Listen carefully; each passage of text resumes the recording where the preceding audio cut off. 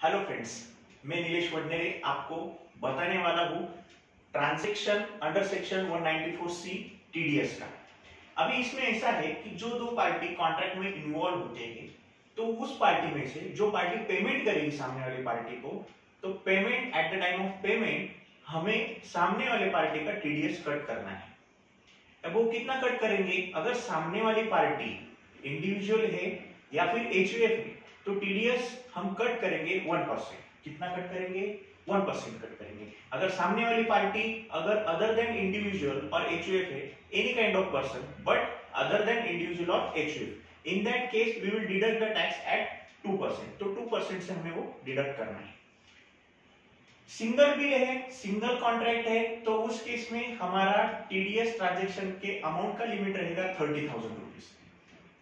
मतलब single contract है, कुछ किसी कॉन्ट्रैक्ट लाइक केटरिंग का हो, एडवर्टाइजमेंट का हो, या फिर ऐसे छोटे मोटे कॉन्ट्रैक्ट कंपनी एक पार्टी दूसरे पार्टी को देती है, ऐसे कोई भी कॉन्ट्रैक्ट अगर उसमें इन्वॉल्व हो तो उसका सिंगल कॉन्ट्रैक्ट 30,000 के ऊपर उसका अमाउंट गया तो उस केस में हमें टीडीएस डिडक्ट करना है। अगर 30,000 के ऊपर जाता नहीं है तो टीडीएस डिडक्ट करने की जरूरत नहीं है, ऐसा कौन कहता है? Section 194C। पर कुछ केस में ऐसा होता है कि कॉन्ट्रैक्ट में छोटे छोटे कॉन्ट्रैक्ट भी इन्वॉल्व होते हैं और उसका अमाउंट जो होता है वो 30,000 के नीचे होता है, पर उन सब का वो जो अलग अलग टाइप के कॉन्ट्रैक्ट है उन सब का एग्रीगेट जो अमाउंट होता है 1 लाख के ऊपर जाता है। तो उस केस में भी ये सेक्शन बोलता है कि एग्रीगेट अमाउंट, अगर छोटे छोटे कॉन्ट्रैक्ट की अमाउंट ये 30,000 के नीचे है but aggregate amount is more than ₹1 lakh, in that case we have to deduct the TDS. Understood? बहुत ही सिंपल है, समझने जैसा है। अभी ये समझने के लिए मैंने एक एग्जांपल यहाँ पे लिखा है, वो देखिए। On 2 July 2020 Mahi private limited issued a bill of ₹50,000 to Messrs Shalini Limited.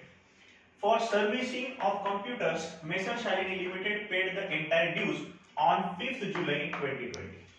अभी इसमें ये है कि on 2 जुलाई कब, ऑन 2 जुलाई को माही प्राइवेट लिमिटेड ने क्या किया? बिल इशू किया। कितने रुपए का? 50,000 का। किसको? शालिनी लिमिटेड को। और हम एंट्री करने वाले किसके बुक में? शालिनी लिमिटेड के बुक में। ये समझना बहुत ही जरूरी है। बहुत सारे लोग इसमें कंफ्यूजन कर देते हैं कि we are on the place of TDS payable और रिसीवेबल। तो इसलिए पहले इस बात को समझ लो। वंस अगेन आई रिपीट कि जो पार्टी पेमेंट करेगी उसे टीडीएस कट करके बचा हुआ अमाउंट सामने वाले पार्टी को देना है। सो शालिनी लिमिटेड क्या कर रही है? माही प्राइवेट लिमिटेड को अमाउंट पेड कर रही है, क्योंकि माही ने क्या कर दिया? सर्विसिंग ऑफ कंप्यूटर्स का बिल जो है इसे लिया है, राइट। सो फर्स्ट एंट्री हमारा जो जर्नल एंट्री है वो आएगा, किसका है? Servicing of computer. Servicing of computer means क्या? Annual maintenance charges, right. So annual maintenance charges account debit. कितने का बिल दिया है? ₹50,000 का, बराबर है। 2 किसको आएगा? माही प्राइवेट लिमिटेड को। अभी फिलहाल मैं इसका अमाउंट आपको बताता नहीं हूं। 2 TDS payable under section 194C। अगर यहाँ पे आप ऐसे भी लिखते हैं TDS payable under section 194C और टीडीएस पेएबल ऑफ कॉन्ट्रैक्ट ऐसे भी लिखते हैं लेजर का नियम है, तो इसको आप अपने हिसाब से लिख सकते हो, कोई दिक्कत नहीं, लेकिन वो समझना चाहिए, इसलिए हमें ये लिख रहे हैं। तो TDS payable under section 194C। अभी इसमें ऐसा है कि जिस पार्टी को, ये जो माही प्राइवेट लिमिटेड है, इस पार्टी को हम क्या करें? पेमेंट करें। ये कौन है?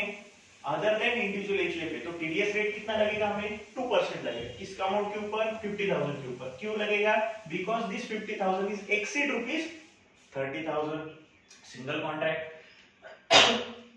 सो 50,000 के ऊपर 2% कट करेंगे। कितना रहेगा ये? 1,000। और बचा हुआ जो अमाउंट है 49,000 किसको देंगे? माही प्राइवेट लिमिटेड।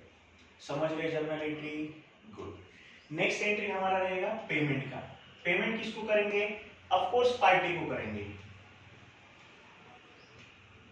माही प्राइवेट लिमिटेड अकाउंट डेबिट कितना करेंगे, 49,000। Understood. To bank 49,000। Okay, third क्या आएगा, अभी ये पेमेंट कर दिया बराबर, किसको, पार्टी को। सेकेंड एंट्री किसका आएगा, पेमेंट का ही, लेकिन किसको करना है, गवर्नमेंट को करना है। So TDS payable under section 194C।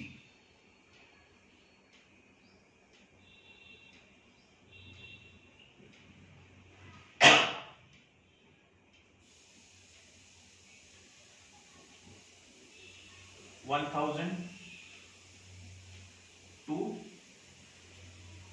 Bank account 1000। अभी ये एंट्री हमें टीडीएस के ये ट्रांजैक्शन के लिए तीनों करनी है।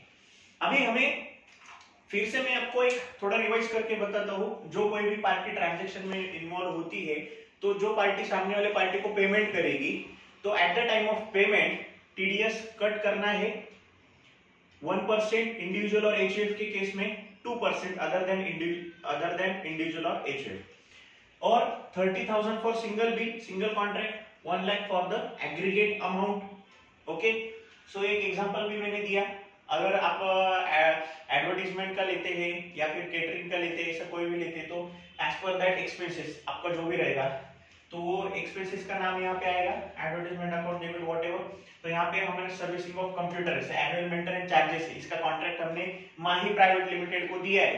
तो सबसे पहले हमने ये समझा कि हमें किसके बुक्स में एंट्री करनी है। So we are doing the entry in the books of Shalini limited, so we are paying the amount to the Mahi Private Limited. So we will deduct that TDS and afterwards we will do the payment. So annual maintenance charges account debit 50,000, bill of rupees 50,000, and to Mahi Private Limited is 49,000 because we are giving the amount after deducting the tax. So कितना deduct किया, 1,000.